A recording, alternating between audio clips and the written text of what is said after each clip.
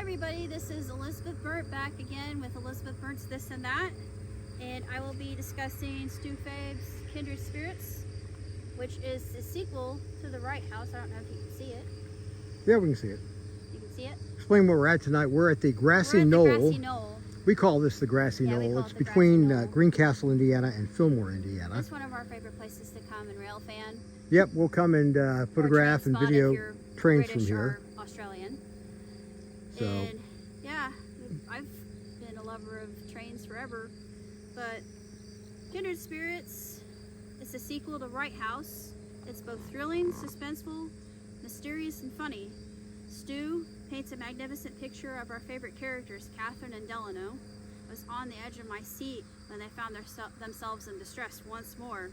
I won't give away the plot, but the photo on the front does hint at a very important object that the story centers on. Plus, this is the book from the last novel resurfaces, which ties the two tales together. My only vetch is the fact that the story was way too short, but it had a very happy ending. The prose is set in Greencastle. It's alternative history, which is a genre I absolutely adore. Cons, nothing glaringly obvious. You can see people from the community that Stu has based a lot of his characters on, which brings the adage that you really shouldn't tick an author off, or they'll make you into a villain or kill one of you off. But I give it 5 out of 5. It's a grand companion in a stellar series, and I'm actually going to read an excerpt from it from the very beginning, from the prologue. And Stu is so kind, he always signs his books, and he signed my book, and it says, with right kindness regards. And this was signed on the 7th,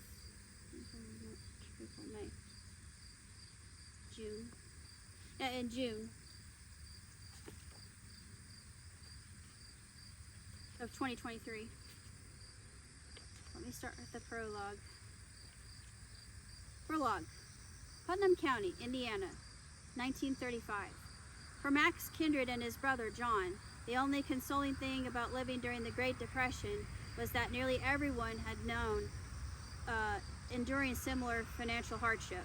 The stock market crash of 1929 immediately affected the Bachelor brothers' livelihoods. But over time, very few people had the money to purchase their livestock and grain. Fortunately, Max and John grew their own food on their modest central Indiana farm, and they had very little need for material possessions, one with major exception, a passion for collecting bells. You name it, they collected old bronze and cast iron school bells, church bells, dinner bells, bells from clock towers and carillons, and magnificent bells from trains and ships. They traveled and searched far and wide, sometimes following leads from folks they met along the way, other times just freestyling brothers on the road looking for vintage bells wherever the road led them. Many of the riggers, as Max liked to call them, came from foundries in New York and Boston, but even more came from Cincinnati, Chicago, and St. Louis. If they were in good condition and gave a sonorous peal, they bought them and displayed them all around their property.